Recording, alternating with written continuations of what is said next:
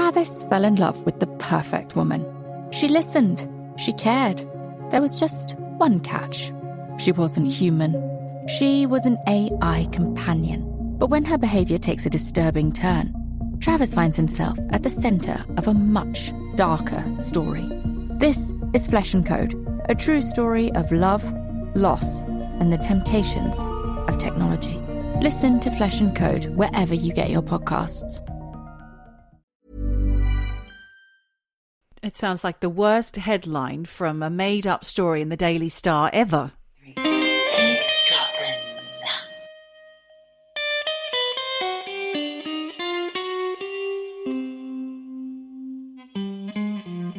Michelle, how are you? Fan-fucking-tastic. You feeling a bit better? Yeah. Little lamb. She wasn't well last week, people. Do you know what? It's one of those things that just keeps on running. Not in a good way. Running both ends? God, that's disgusting. Well, you did bring the imagery, love. You I did. think you went both ends, babe. Yeah, but running. Look, before we lose our listeners straight up, maybe we should introduce ourselves. So All reel right. them back in. I'm Geordie. And I'm Michelle. And you are listening to Eavesdroppin, the comedy podcast. Because you can laugh whilst you cry. Whilst you're putting down that juice, because Geordie's already talked about diarrhea. Soz. It's a visceral experience, the eavesdropping experience. If you're new here, welcome. You might hear us talk about some of our lovely eavesdroppers. We know them by name because they write in, you see, and you're welcome to write in too. We've got an email address, hello@eavesdroppinpodcast.com.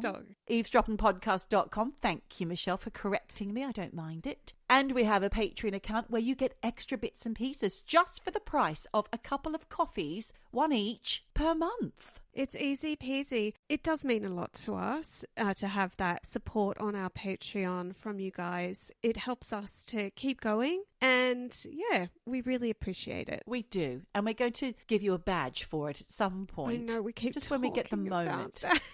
When we get a moment, we'll create a nice badge for all our patrons. I've had ideas, so watch this. Oh, watch out, people. She's having an idea. Speaking of ideas, you know Elon Musk has been in the news. When's he not in the news? What for this time? I lose track. Yeah, you can't keep up. Is he in? Is he No. out? Is he having fisticuffs with Trump? What's happening? Then they're sucking each other's balls because they're Oh, besties. I don't know what's going on with them. Speaking of visceral images, there's one for you. I think people might prefer the diarrhea thing that I alluded to earlier. But listen, apparently Elon Musk thinks of himself as an alien from Mars, which is interesting to us because we just spoke about Mars recently, Mars One. And we always talk about aliens, don't we, Michelle? We do. So basically, what, is he our poster boy now? Well, I think it's his attempt at humour, obviously having a bit of a lark on his very own social media platform X. He wrote on it that he's a 3,000-year-old time-travelling and vampire alien after sharing a meme which read, "Would you believe it? My neighbour was knocking on my door at 2:30 this morning. Luckily, I was still up playing my bagpipes." He was making a joke. I thought you were going to say, luckily I was still up drinking blood, because that's what No. vampires do, don't they? Yeah, I don't really understand the connection between the vampire and the bagpipes. But then a user on Twitter, on X, sorry, not Twitter, then asked if that meant if he was a vampire. Musk replied, he's got time to reply to people on X, for God's sake. "Full disclosure, I'm actually a 3,000-year-old vampire. It's such a trial assuming all these false identities over the centuries." I don't know if that's his voice, but I think that might be his voice from now on. I like it. In terms of you. Yeah, that's mimicking my him. Musk voice. Oh, he also added that he was an alien. Well, you can imagine the hoo-ha that ensued after that. Everybody believes that he thinks he's an alien. It was a joke. But is it really him, or is it just the bot? person he employs to, yeah, really, a bot? Is it AI Musk? Well, there must be things that people like Elon and Donald do in their spare time that they enjoy doing. And I think writing things on X and Twitter and things is one of the hobbies that they enjoy. Well, it's very narcissistic, isn't it? It's It very, is. look at me, give me all the attention. Look at me, listen to me, is what I'm saying right now. Everybody listen to me. I've got a podcast. Well, I would also say, Elon, if you are listening, We're open to sponsorship. We're open to any kind of cash donation, preferably with 6 zeros or more. Get in touch. He's cutting jobs, Michelle, not making them. It's because he doesn't know about us. If he knew about us, he would love us. No, I don't know about that. But listen, I've been watching some TV, trying to find something new to watch. I have to say, I do love a bit of Celebrity Gogglebox. The current season in the UK is on right now. I don't know if you have them in other countries. Write in. Tell us. They do. I think there's one in Australia. Is there one in Australia? Is there? I'm talking about the one with Bez and Sean Ryder, for example, which is fabulous. Who else do I enjoy? I actually think the boys from the dance group, who you might not know, it's Banjo. What's his name? Something Banjo. And the other bloke, Perry. No. Perry and... No There's clue. 2 boys from a dance group called Divergent or something like that. I've got it all wrong.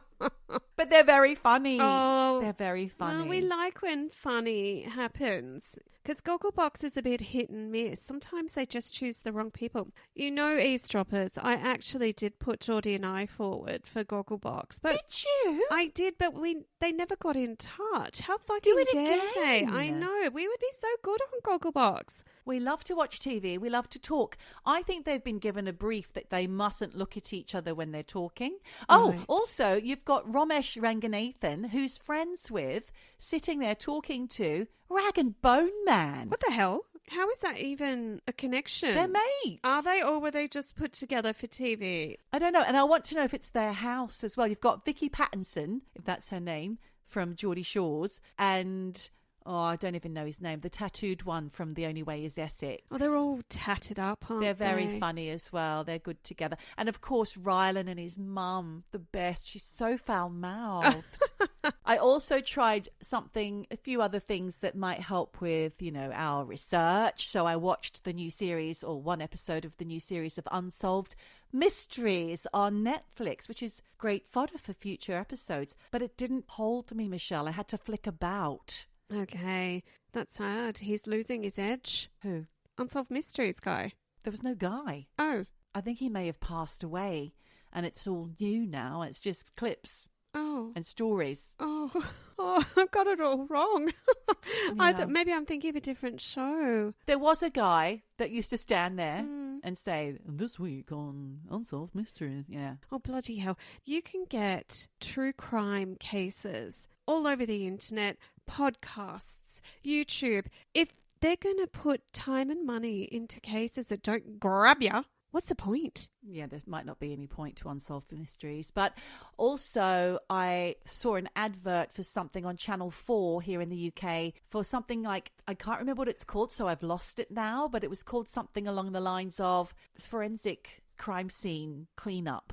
Something like that. Help me, listeners. Tell me what I'm looking for, because I'd like to see it. Okay. There's a little bit of car crash in me that wants to look. What, and all the blood being cleaned up? Yeah, that's all sorts of Scraping things. brains off walls and... All of that and more. Different things. Maggot infestations. I hate maggots. I think I'd be quite good at that, because I would really just turn to camera and say, guys, I found the motherfucking load of cleaning products. This is what gets rid of brains. This is what gets rid of blood. Well, that's what we want to know, Michelle. Honestly, I would be quite good at that. Tips and tricks. Tips and tricks from the forensic crime scene. Fantastic. I guess they wear gloves. You'd need a pair of marigolds for that. Well, they've got to wear a suit, a hazmat. And also, too, I guess the crime scene is no longer a crime scene. They would have videoed it, taken the photos, scraped up all the DNA, it's and not a now crime it's scene just anymore. the It's just clean the up. leftover. To be honest, I don't think I would like that, because I'm getting more and more squeamish.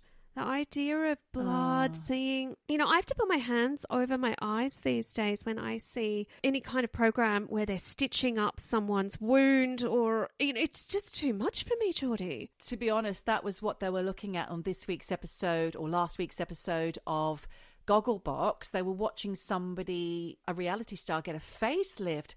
I couldn't look. I think it's very good that they do stuff like that, because people are like, oh, yeah, I'm just getting nipped and tucked. But the reality is There's more to it than there's that. fucking scalpels and blood and stitches and bruising. And... Everybody was shocked because she's talking while they've lifted up what? a huge flap of her No!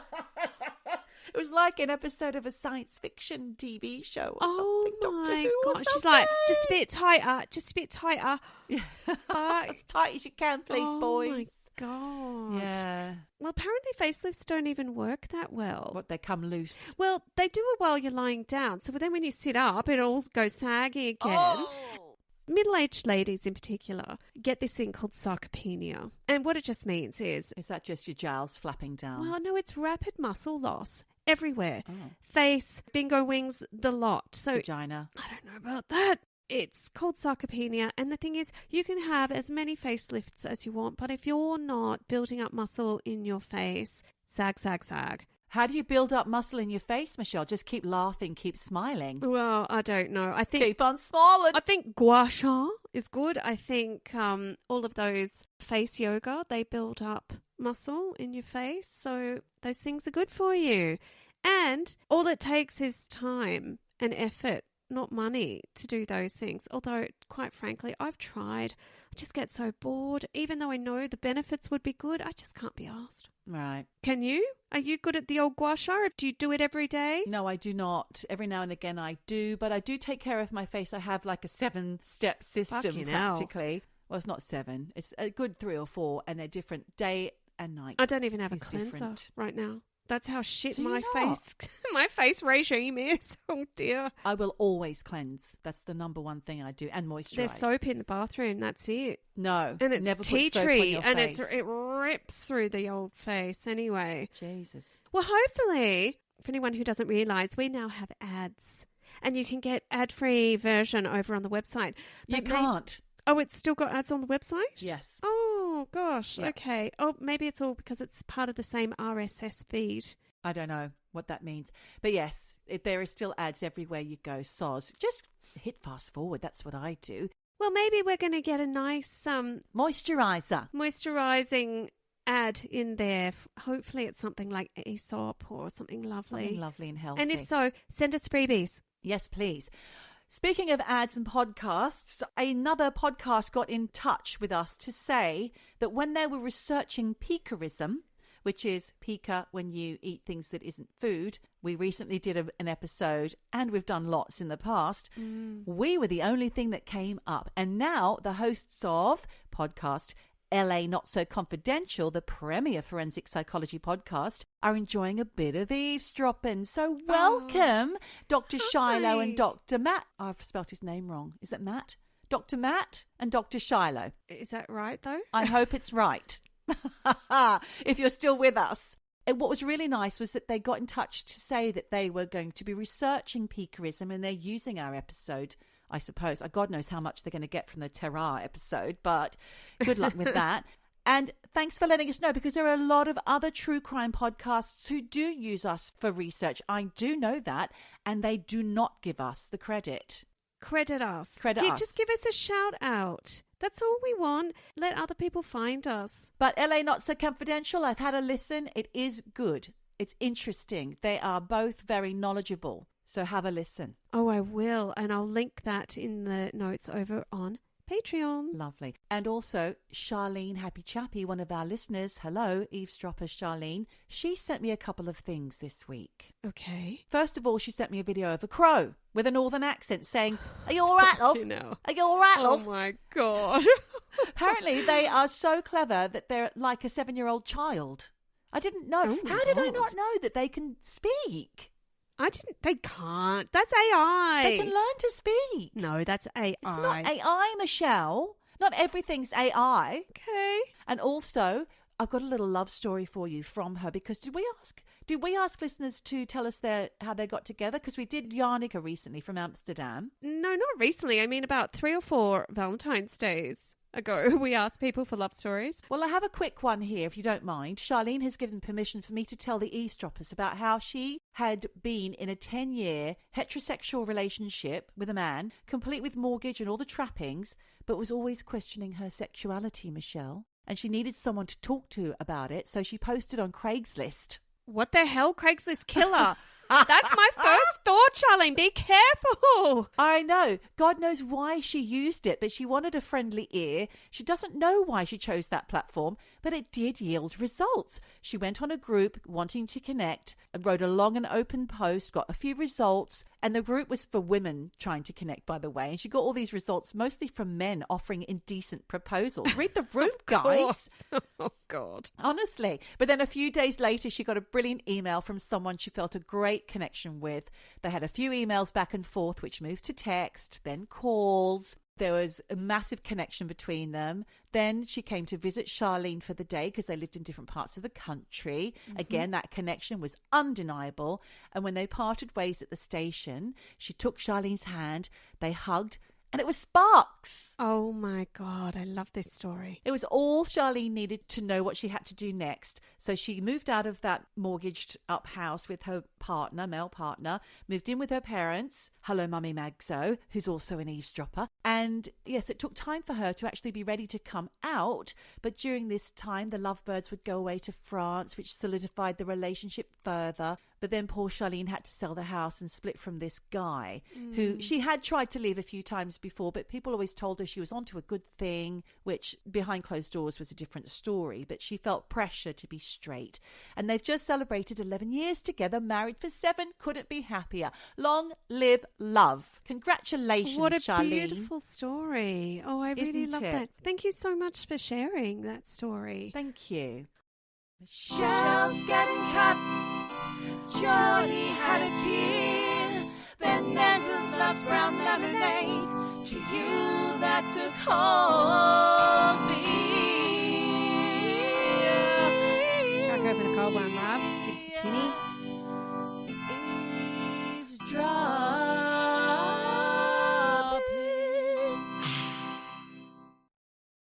Honestly, Geordie, all the things that you've brought up today, there's been a couple of connections to my story. Really? And not in a good way. And I'm sorry to say this.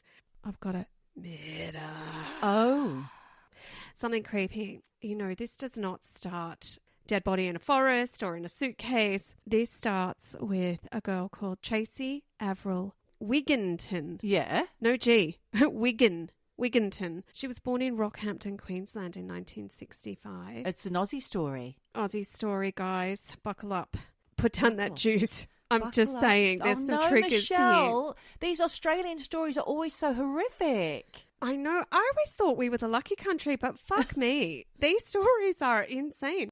This story, it's quite intense. And it all starts with a bit of trauma in her early life, which wasn't great. So when Tracey was 3, her mother couldn't cope with looking after her after her parents got divorced.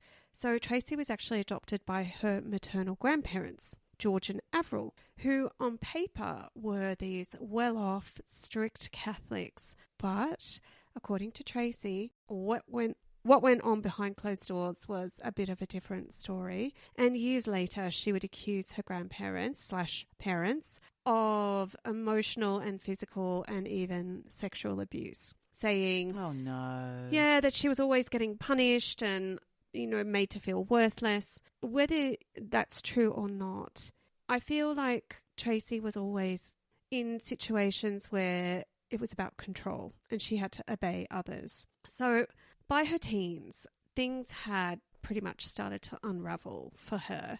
Her parents, though, / grandparents, died in the early 80s, and Tracey, who at that point was still a teenager, inherited 75 grand, which back then, Australia in the 80s, that was a serious ass chunk of money. Well. She's 15, she's got no guardians, and this big ton of money in the bank. So she thought, do you know what? I'm going to move back in with my birth mother.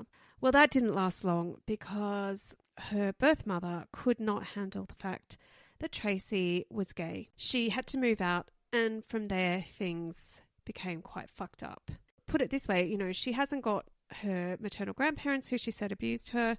Her mother has rejected her because she's gay, but she's got all this money. So she moved out and she met this woman called Sunshine, and they were, in inverted commas, married in a Hare Krishna wedding ceremony in Cairns.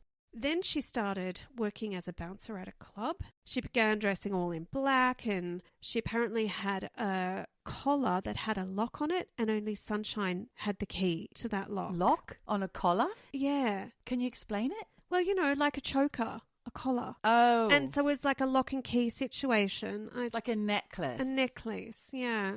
She was sort of, I think, into that sort of BDSM. Yeah. Tracey also apparently worked briefly as a prostitute. And I also read that she had found some guy to knock her up so she and Sunshine could have a child. And she did get pregnant, but she miscarried. Oh. And it was around this same time that she began talking about witchcraft. And she connected with this white witch in Adelaide. And she started getting a bit dark. She began drawing pictures of things that were like half animal and half human, using her own blood. Oh, no. So she was self-harming. Oh. Yeah. She was watching loads of graphic horror movies, repeatedly watching scenes where people were killed. Oh, dear. Is she still with Sunshine at this point? Yes, she is still with Sunshine. At this point, Tracey realises she kind of wants to find her tribe. And she connects with the Brisbane goth scene. But for her, being a goth went way deeper than just eyeliner and black hair and fishnets and whatever. She started dabbling in witchcraft herself and the occult and ritual magic. And I'm not just talking about tarot cards and seances. She went all in. She had the robes and she started drinking animal blood. Oh, no. As you had talked about earlier about our friend Elon, who's going to sponsor the show, saying that he's a vampire. Yeah. This is the moment where vampire stuff creeps into this story. Uh-oh.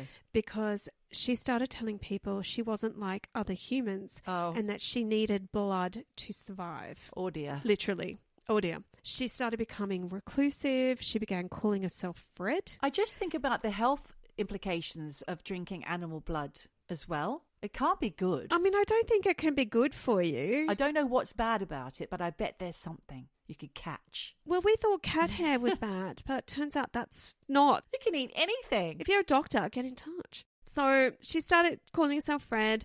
She starts getting all of these kind of occult tattoos on her body. I know this all sounds quite theatrical. She's 20-something at this point. She's in the goth scene. She's getting tats. She's drinking blood and being a witch. But she also starts getting into black magic. The whole drinking animal blood got more intense. Yeah, sacrificial stuff. She said drinking that blood gave her strength. All of this leads us to 1989 and this circle of women that she had around her. She had a few women in this friendship circle, 3 in particular. A woman called Lisa Paczynski, Kim Jarvis and Tracey Waugh. Now, Lisa, turns out, was Tracey's secret girlfriend at the time because she was still, I think, with Sunshine.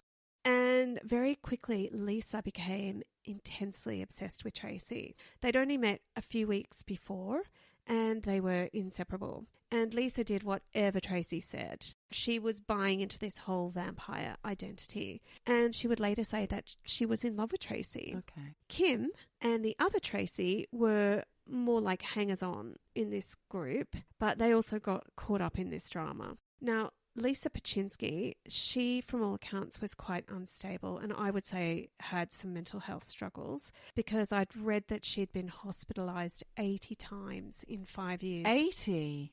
For self-harm and drug overdose. So Kim Jarvis and Tracey Waugh, they were both 23. They were a couple. Kim apparently collected dolls and Garfield cats. And she'd also apparently contemplated becoming a nun because she'd been told after breaking a crucifix necklace that she was the chosen one.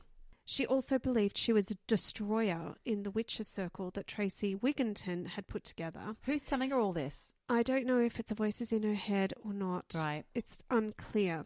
And Tracey number 2 was apparently a shy Catholic private schoolgirl who believed that Tracey Wigginton was the devil's bride and that Tracey Wigginton was telepathic and could make her body disappear. Wow. Leaving only cat's eyes. Huh?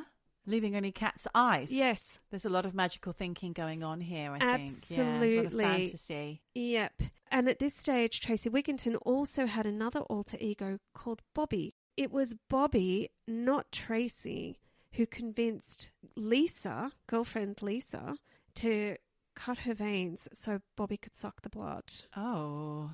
So it's Friday, October the 20th, 1989.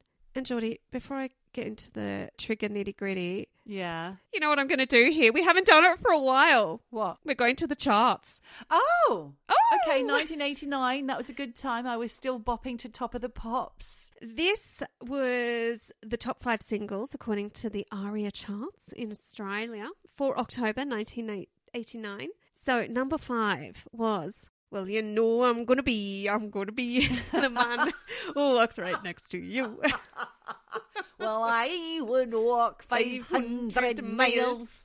Proclaimers. Fantastic. I know. What are they called again? The Proclaimers. Oh, yes. That was number 5. Number 4 was, I fucking hate this song.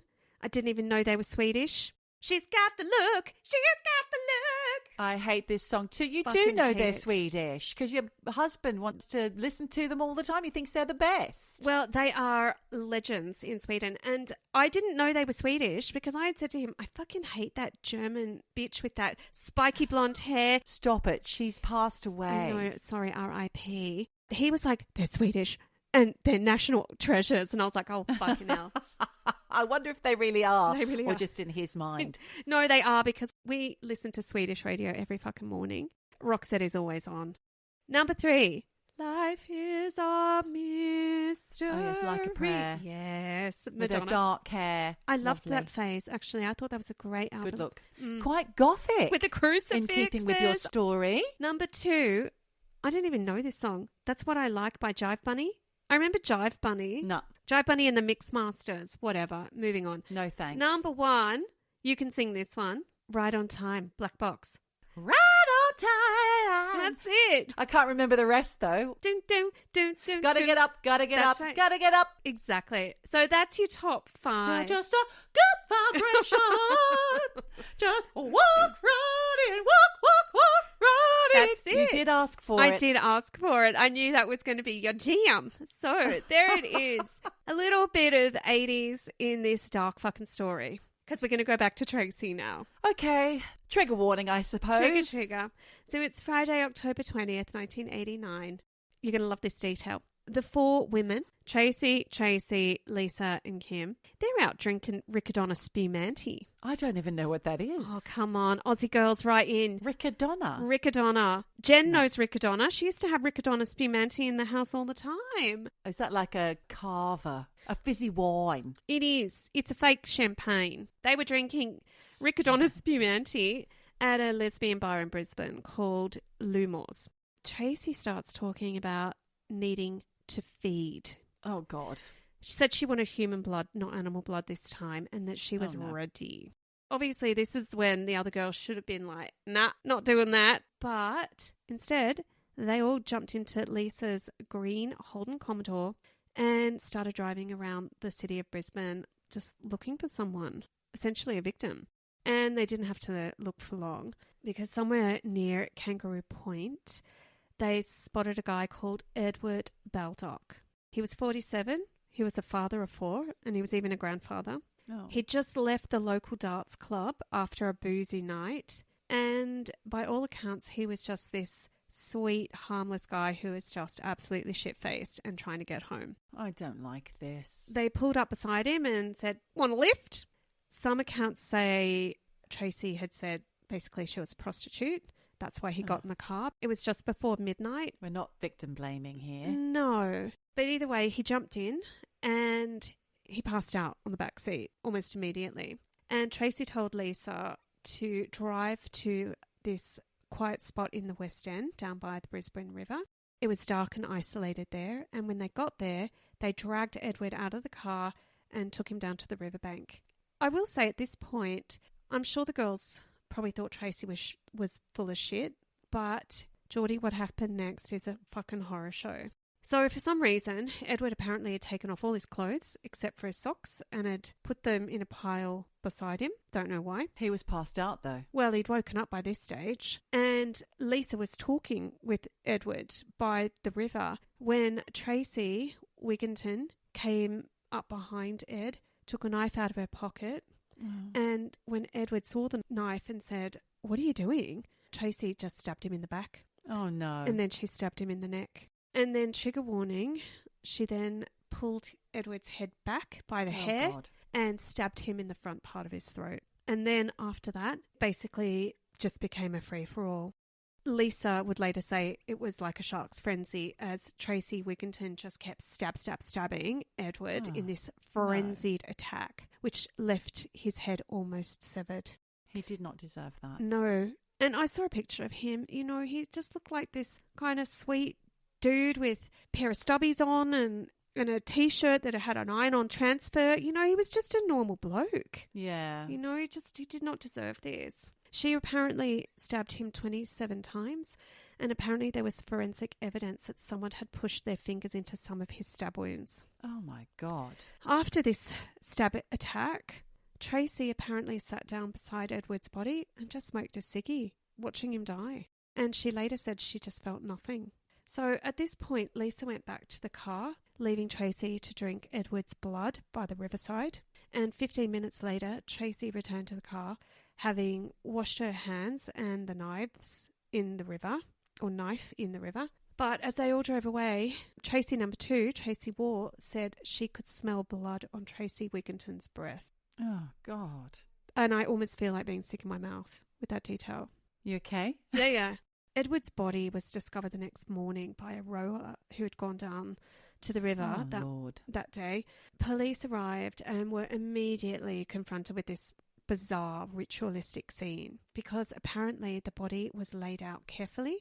Edward's clothes were back on, but his shoes were not. They were neatly next to him. His shirt had been pulled up, his pants were down, and in one of his shoes, they found Tracey Wigginton's Commonwealth Bank ATM card. What the hell? Thing is, when Tracey Wigginton had got back to her flat that night after killing him, she realised, fuck, I've lost my bank card. I've lost my key card somewhere, probably at the scene.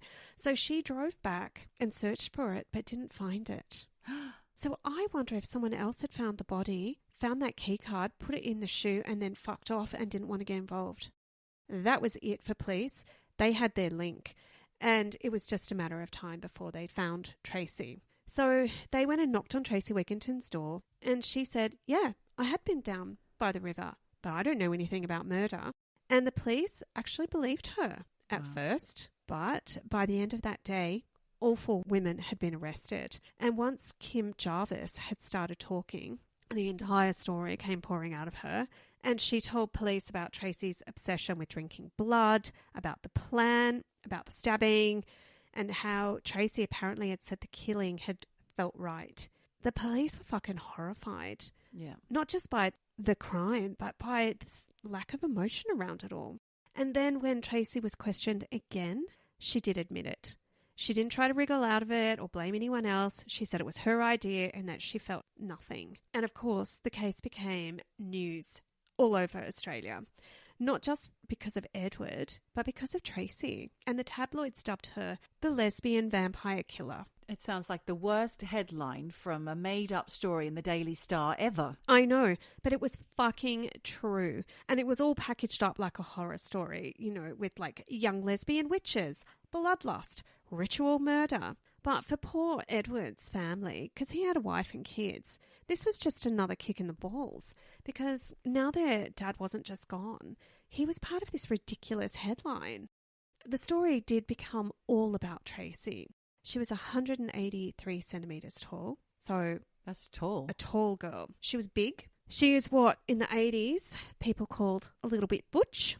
She was pale, she had short dark hair, and apparently in court she was totally expressionless. She just sat there through the whole trial, like blank-faced. The media lapped it up. You know, lesbian vampire cult, satanic sex rituals, drinking blood, witches. And of course, this was in the days where, for anyone who knows about Australian politics, this was Joh Bjelke-Petersen. That was the era where it was very right-wing up in that state. And they were loving this. It turned into this full-blown moral panic, you know, queer panic, occult panic. Yeah. You know, women are going to steal your man and drink their blood kind of panic. Jeez. And Tracey was the face of this whole thing. Yeah. And apparently Tracey fucking loved the media attention and apparently said to one newspaper, "It's hard to be famous, isn't it? A legend in my own mind." Oh my gosh. I was wondering if Tracey was suffering from something I spoke about recently, dissociative identity disorder, DID. Maybe. Because of the trauma that she got as a child. And she, part of her... We know of two identities. Yeah, exactly. Maybe there's something in that. But there was no trial for Tracey because she pled guilty. She didn't contest anything. She admitted she'd planned it, had the knife, stabbed Edward. She said that she believed that she was non-human and that she needed to feed and that she'd chosen Edward because he seemed like he had clean blood. Oh, God. When the Crown prosecutor asked if she felt remorse, she just said no. Wow. And the psychiatric reports around Tracey were a mess. And a little bit like you, one doctor said she had personality disorder. Another one said she was delusional. One called her psychotic. Another said she was totally sane, just violent. But the judge didn't care because he said Tracey was a danger to the community and he sentenced her to life imprisonment with a minimum of 13 years before she was eligible for parole. The other three pleaded not guilty, and that did go to trial. And over 14 days, a lot of the details came out. But Lisa was found guilty of murder. She was sentenced to life because the court accepted that she'd encouraged the murder, she'd supported it, she'd driven the getaway car. Whereas Kim Jarvis got 18 years, which was reduced to 12 years on appeal. And Tracey number 2 was acquitted after the court decided she'd played no active role in the murder and had actually tried to prevent Kim from taking part. So Tracey went to prison. She wasn't particularly well liked. And after nearly 20 years, slowly Tracey began applying for parole. And her first few applications were just rejected. But then in 2012, after 23 years inside, she got out. Wow. Things got a bit weird because no one knew that she was out until 2014 when someone found her Facebook page because she was posting using her real name. Oh. Apparently her profile said she liked hot chips and watching the river. Simple pleasures. I know. And under religion, she'd written satanic pagan. Obviously, the news picked it up. Yeah. There were articles, headlines, people were outraged, especially Edward's family who were not even notified that she'd been let out. And to make things worse, Tracey wasn't hiding. She was posting selfies. Wow. One post made reference to eating people where she said, "Do not meddle with the affairs of dragons, for you are crunchy and good with ketchup." Wow. I don't know. It's just weird. Apparently, she started getting a bit of a fan base. People were sending her messages. Some wanted to interview her. People were obsessed with her story. So the upshot here is Tracey Wigginton, she's out. She apparently lives a bit of a quiet life somewhere in Queensland under her real name. Lisa Pachynski was released a few years later. She changed her name and no one has any clue where she is. But they are out there, and this is the true story of the lesbian vampire killer. Oh my God, Michelle, where do you find these stories? Extra, extra, read all about Give it. me the scoop. Eavesdroppin' wins and there's no doubt about it. Eavesdroppin'. Well, thank you for that, Nish. I also have a vampire story today, not nearly as dark and as gory as yours, thank God. But have you heard about the time a real-life vampire hunt broke out in Glasgow? No, what the hell? So this is back in September 1954 in the working-class suburb of Gorbals in Glasgow. School kids were in a frenzy thanks to a rumour that was doing the rounds. The rumour said there was a terrifying 7-foot-tall vampire with iron teeth that had apparently murdered and eaten 2 local boys. I can believe about the local boys going missing, but a vampire with iron teeth? Come on now. Listen to the story. You might have a bit more of an insight later on. Local adults were telling the kids to calm down, but they were totally sold on this being the truth. And after school, hundreds, Michelle, of children armed themselves with makeshift weapons, crosses, dogs, even stakes, and stormed the southern necropolis Graveyard, which is a great name for a graveyard. Southern It is, isn't it? necropolis, yeah. These kids were on a mission to take down what they were now calling the Gorbals vampire. As night fell and the fog rolled in, the scene took on a gothic feel. Kids were darting about between gravestones, chasing shadowy figures lit by candlelight, convinced they were closing in on the beastie. And every flicker, every silhouette in the mist, they wondered, was this the vampire? They would stay out all night, come back the next night, and the following night after that as well. So 3 whole nights of vampire hunting. Hundreds of children in the streets. And even though this creature never actually appeared, the panic had already taken hold, not just in Gorbals, but across the entire country. However, a 1985 paper by researchers Sandy Hobbs and David Cornwell said the Gorbals vampire incident wasn't a one-off. It turns out Glasgow kids had been on monster hunts for generations. Oh. Back in the 30s, there were gangs of children reportedly out looking for all sorts of creepy creatures, such as a screaming banshee or a ghostly white lady, and even the legendary Spring-Heeled Jack, which we've talked about many times on this podcast before, at least in episode 29, season 3. For example, Rare Sightings of Mysterious Creatures, where we talked about the Wessex Way monster and the Montauk monster and yetis and chupacabras, etc. And you might remember, Michelle, Spring-Heeled Jack is a fable straight out of Victorian nightmares. Yes. I mean, we do cover a lot of those folkloric things. So go back and listen, people, if you have an interest. But these spooky stories had kids actively organising hunts, not just, trembling in their boots. They were actually doing something about it. So look out in Glasgow. Intriguingly, just 1 week after the Gorbals vampire hysteria, something even darker happened. A Scottish daily newspaper reported hundreds of Glasgow children in a completely different part of the city surrounded a traveller's family's caravan and started throwing stones, which is horrifying enough in itself, but it gets worse. It got so out of hand that a 5-month baby inside the caravan was almost hit, and this siege went on for hours with the police struggling to break up these children, hundreds of them, attacking a traveller campsite and this particular caravan. This sounds terrifying. It's awful. And the weirdest part of all is that no one knows why it started. Different kids, different neighbourhood, these kids attacking the caravan,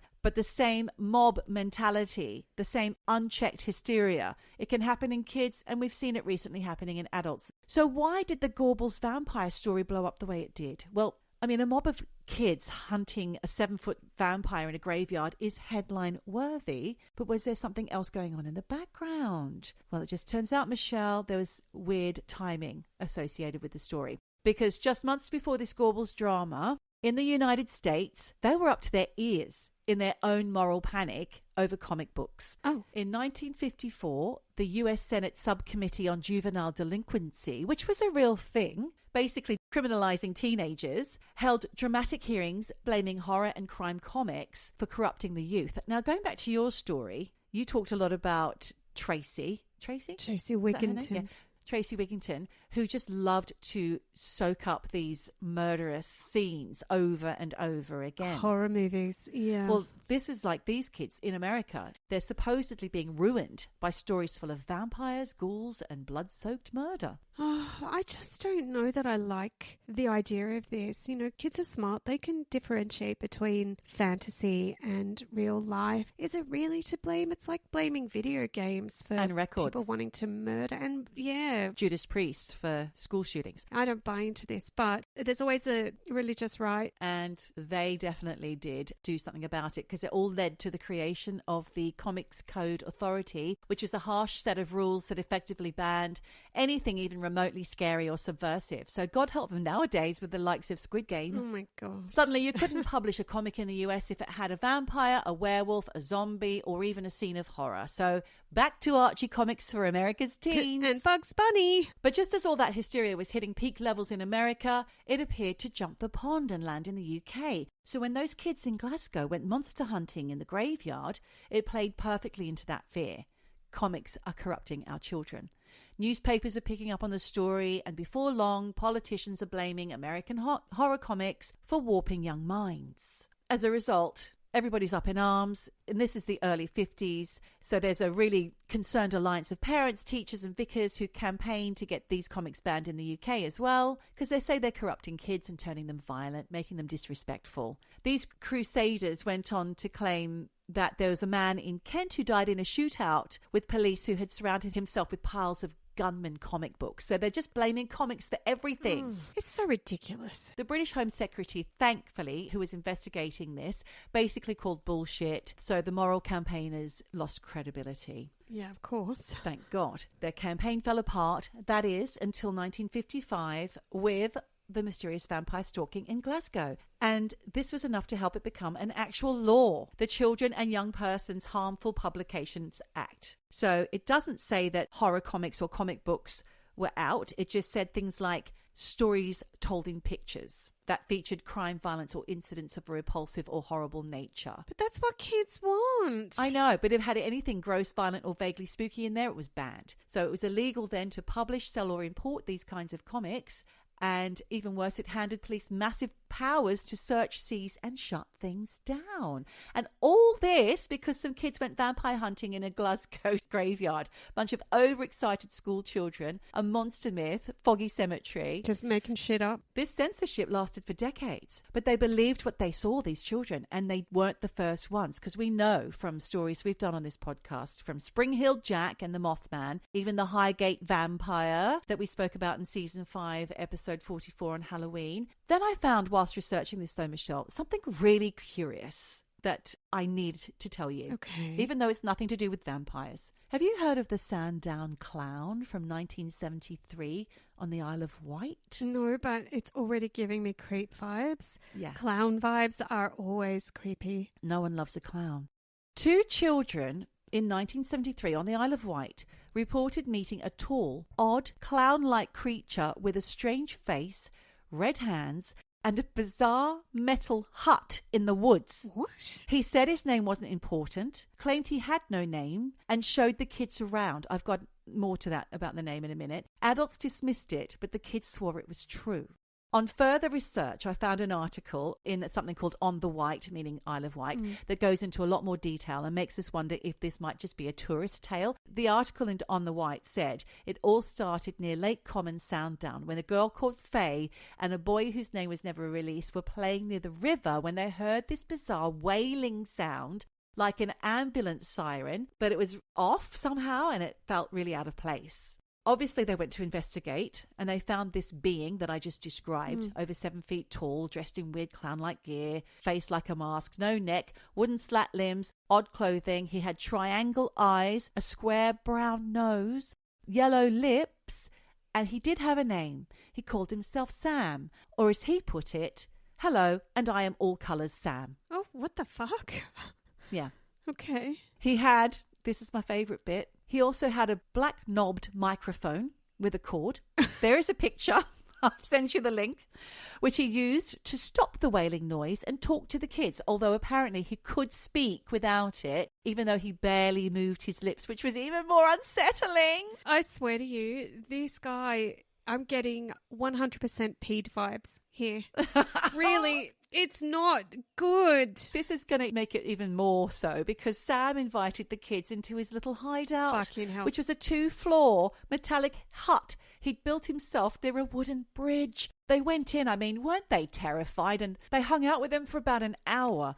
Inside was odd, they said. He had furniture, tools, and a very unique way of eating berries. Oh my God. Come and eat those berries off my sausage. No, he put them in his ear. He moved them to his eye. Somehow got them into his mouth. I don't know. It sounds genuinely unhinged. And no, AI did not hallucinate this. I promise there are several things on the internet about the Sandown Clown. God. Sam told him he wasn't human, but that he was harmless and he lived off berries and water. And after this encounter, he was never seen again. Okay. The only report came years later in 1978 through Bufora, the British UFO Research Association. One of the children's dads, known only as Mr. Y, contacted Bufora after hearing the story from his daughter Faye. And ever since then, Sam has become a kind of underground legend, part alien, part fairy tale, part fever dream. Oh my God, part peed nightmare. But going back to the Gorbals Glasgow kids, the vampire hunting kids. There was a story in a 1953 issue of Dark Mysteries comic called The Vampire with the Iron Teeth. Now, this might have been the thing that spooked the kids and spread the fear in the first place. But to be honest, Glasgow didn't need any help from American comics to come up with terrifying bedtime stories. The idea of monsters with iron teeth was already part of Scottish folklore. There's the tale about old Jenny with the iron teeth. Jenny with the iron teeth. Sorry, Jen. It's a nightmarish creature from a 19th century poem by Alexander Anderson, who was a railway worker turned poet. This poem was basically used to scare kids into going to bed. But who would happily trot off to bed after hearing about that? Whose great idea was it to scare kids into bed? That is the worst fucking idea I've ever heard. Isn't it odd? So Jenny was said to roam the streets at night looking for naughty bairns who wouldn't sleep. And then when she found one, she dragged them off, but not before sinking her iron teeth into, and I quote, his wee plump sides. Oh my God. Chomp so chomp. Really, they didn't need much help to go chasing vampires because they've got Jenny with the iron teeth already hiding in the shadows, passed down from generation to generation. She ain't Jenny from the block. No. And let's not forget that the Daily Mail reported Gorbals in Glasgow had some of the worst living conditions in post-war Europe. Oh. At its peak in the 1930s, the area crammed in about 90,000 people, and while numbers dropped a bit by the 50s, it was still painfully overcrowded. We're talking families packed into crumbling tenements with 6 to 8 people sharing a single room. So maybe it was a little bit slum-like. Bathrooms would be shared between 30 people if you were lucky. Fucking Some hell. homes didn't even have running water. And these kids were playing in the streets with rats, not as pets but as prey. They'd chase them with sticks and pickaxes, clubbing them to death for fun. That's Oh some my post-apocalyptic vibes there. The buildings were in such a state that when the Queen and Prince Philip did a walkabout there in 1961 to see how the Good luck. to see how the redevelopment was going, Prince Philip was actually warned to watch out for collapsing floorboards. Let them eat cake. Here you have poverty, overcrowding, zero sanitation, kids running wild, and a community living in survival mode. So it's no wonder a vampire rumour caught fire. They were already living in something resembling a horror story, Michelle. That little bit of escapism gave them something else other than chasing rats. Exactly. And that's the story of the Gorbals vampire. Well, thank you. Obviously, I don't think it's real. You don't? Which one? The clown? The vampire? Obviously, the vampire wasn't real. Obviously, the vampire wasn't real. I think the clown sounds too fucking weird to not be real on some level. Like, I think these kids connected with something. I've sent you some links and I really want to know what you think. And I'd love for you to put it on the Patreon so our patrons can have a read as well and tell me what they think, because there are lots of things referring to characters in games with the same name. Okay. So I'm not sure if it's a creepypasta. I'm not sure if it is really something that was reported to Buffon. Yeah, I mean, the fact that it was reported to Buffon, why? Because they thought it was an alien. And actually, when I was reading about the mechanical aspects of this creature, we've done stories about that before. Yes. Where the alien appears to be like a metal man. Yeah. 7 foot tall. The Tin Man.